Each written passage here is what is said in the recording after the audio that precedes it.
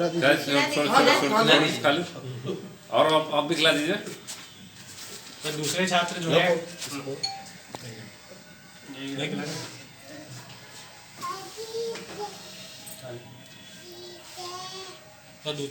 है आप भी खिला दो।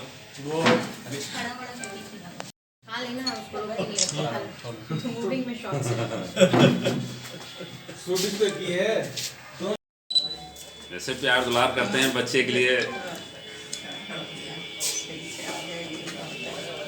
यूनिवर्सिटी का नाम क्या है कृष्णकांत आपकी? मेरे इवानो फ्रांकोविच नेशनल मेडिकल यूनिवर्सिटी। सिर्फ इंडियन छात्र नहीं फंसे हुए हैं, वहाँ पर हर कोई निकलना बाहर चाहता है। आप यूक्रेनियंस को अगर देखेंगे तो वो अपना गाड़ी वगैरह लगा के 26-27 किलोमीटर तक उनका ट्रैफिक जाम वो लोग किए हुए हैं। इसलिए हम लोगों को भी बॉर्डर से 12 किलोमीटर पहले उतरना पड़ा है और वहाँ से हम सामान लेकर पैदल गए हैं। आपको वहाँ पे बस में ही खाने पीने की सुविधा बिल्कुल प्रॉपर की जाएगी। कुछ माँ बाप हैं जिनका कांटेक्ट बच्चों से नहीं हो पा रहा है, तो उनको न्यूज़ यहाँ पे इंडिया में मिल रहा है कि धमाके वगैरह हो रहे हैं और दूसरा उनका कांटेक्ट नहीं हो रहा है। तो हर किसी के माँ बाप में के मन में ये चीज़ है कि उनके बच्चे को किसी तरीके की हानि ना हो। तो पहली बात ये है कि सर, मेरा नाम कृष्णकांत प्रसाद है। मैं यूक्रेन में इवानो फ्रांकोविच नेशनल मेडिकल यूनिवर्सिटी का 4थे वर्ष का छात्र हूँ। हम लोग अपने साथियों के साथ, पूरे यूनिवर्सिटी से जितने हमारे साथी थे उनके साथ हम लोग 26 तारीख को रोमानिया के बॉर्डर की ओर हम लोग निकले थे और वहाँ से हम लोगों ने बस किया था। बस के बाद हम लोग रोमानिया बॉर्डर की ओर जब जा रहे थे तो ट्रैफिक वहाँ पे था, इसलिए हम लोग को वहाँ से उतरकर 12 से 15 किलोमीटर लगभग बच्चों को पैदल जाना पड़ा है। बॉर्डर पहुँचने के बाद हम लोगों को काफ़ी भीड़ का सामना करना पड़ा है और भीड़ से निकलने के बाद हम लोग वहाँ से बॉर्डर क्रॉस किए और बॉर्डर क्रॉस करने के बाद वहाँ पर इंडियन एम्बेसी की गाड़ी बॉर्डर पर ही खड़ी है। जो बॉर्डर का एरिया है उसके कंपाउंड में ही आपको बस के अंदर बैठे हुए ही आपका वीज़ा, आपका पासपोर्ट वगैरह चेकिंग होता है। आपको वहाँ पे कोविड सर्टिफिकेट या फिर पीसीआर की आपको चिंता करने की ज़रूरत नहीं है, वो किसी भी इंडियन छात्र को अभी नहीं देखा जा रहा है।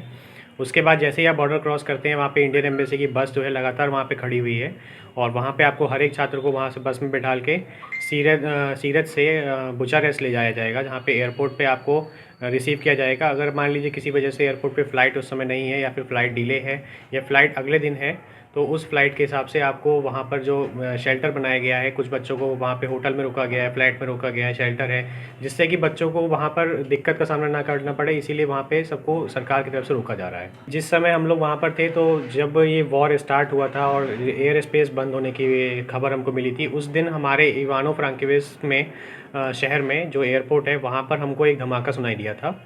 तो उस धमाके का असर ये हुआ था कि सब बच्चे हम लोग घबरा गए थे, जिसकी वजह से हम लोग सोचे थे कि जल्दी से जल्दी वहाँ से निकलने का प्रयास करें। तो ये हम लोगों के बच्चे को मन में डर का माहौल था, इसीलिए हम लोग इवानो छोड़कर जाना चाहते थे। हम लोग यहाँ पर जब निकले हैं वहाँ से तो एक बार बॉर्डर क्रॉस करने के बाद हम लोगों को सारा जो फैसिलिटी दिया गया है वो पूरा गवर्नमेंट की तरफ से दिया गया था। वहाँ से हम लोग बस में बैठे हैं, खाना पीना हमारा सब हुआ है। हम लोग जब अगर मान लीजिए किसी बच्चे को मेडिकल असिस्टेंस चाहिए तो मेडिकल असिस्टेंस के लिए भी वहाँ पर डॉक्टर्स और वहाँ पे जो इंडियन कम्युनिटी लोग हैं वहाँ पर मुख्यतः से मेरे को जब मैं वहाँ पे एयरपोर्ट पे पहुँचा था तो हम लोग वहाँ पे सिख कम्युनिटी के लोग मिले थे, जो कि वहाँ पर पूरे तरीके से खाना पीना मेडिकल टीम लेके पहुँचे हुए हैं। किसी बच्चे को अपनी तरफ से भी कोई भी इंडियन है वो भी वहाँ पे मदद कर रहे हैं जो वहाँ पे रह रहे हैं। इंडियन लोगों का व्यवहार ऐसा है कि इंडियन लोगों की ओर व्यवहार उनका अभी तक हेल्पफुल रहा है जी। कुछ जगह देखा गया है कि वहाँ पर भी लोग जो हैं पैसा ले रहे हैं, जिससे कि वो कहते हैं कि हम आपको आगे की तरफ ट्रैवल करा सकते हैं, पहुँचा सकते हैं। तो अभी एडवाइजरी की तरफ से, मिनिस्ट्री की तरफ से एडवाइजरी ये आया है कि आप लोग इन बातों पे ध्यान न दीजिए, आपको free of cost her cheese provide की जा रही है। सिर्फ आप इंडियन एम्बेसी की तरफ से जो एडवाइजरी हो रही है उस पर थोड़ा ध्यान दें। और क्योंकि जिस प्रोसेस से हम लोग आए हैं तो उस प्रोसेस पे हमको ट्रस्ट करना पड़ेगा। जिस बस में मैं आया था उस बस में करीब 74 बच्चे थे और वैसी 3 बसेस मेरे साथ में थी जो कि हम लोगों को एयरपोर्ट तक लेके गई थी और उसके पीछे भी लगातार बस आ रही थी और वापस वहाँ से बुचारेस्ट से, जो कि सीरत बॉर्डर है रोमानिया का, वहाँ उसका डिस्टेंस लगभग 500 किलोमीटर है। तो वो लगभग हर वक्त कोई ना कोई बस जो है वो ट्रैवल कर ही रही है। ऐसा है, विदेश मंत्रालय के कुछ ऑफिसर जो हैं वो हर वक्त वहाँ पर किसी न किसी फ़्लाइट में रहते ही हैं, जो कि इंडिया से जा रहे हैं, वहाँ से वापस आ रहे हैं। लगातार 6 घंटे 6.5 घंटे की फ़्लाइट है, उसमें हर कोई ऑफिसर एक ना एक रहता है। किसी भी तरीके की मेडिकल इमरजेंसी फ़्लाइट में भी अगर कोई होता है तो वो पूरी तरीके से अपने पास में हर तरीके की दवाई या सुविधा जितना हो सकता है उतना प्रोवाइड करा रहे हैं। देश की सरकार से पूरी तरीके से मदद मिल रही है हम लोगों को। देश की सरकार जो भी है, हम लोगों को भरोसा है उन पर, और जब तक पूरा इवैक्यूएशन नहीं हो जाता है, हम लोग खबर मिली है कि इस शनिवार और रविवार तक सारे छात्रों को लाने के लिए पूरा प्रयास किया जा रहा है। और मैं जैन का ताऊ हूँ।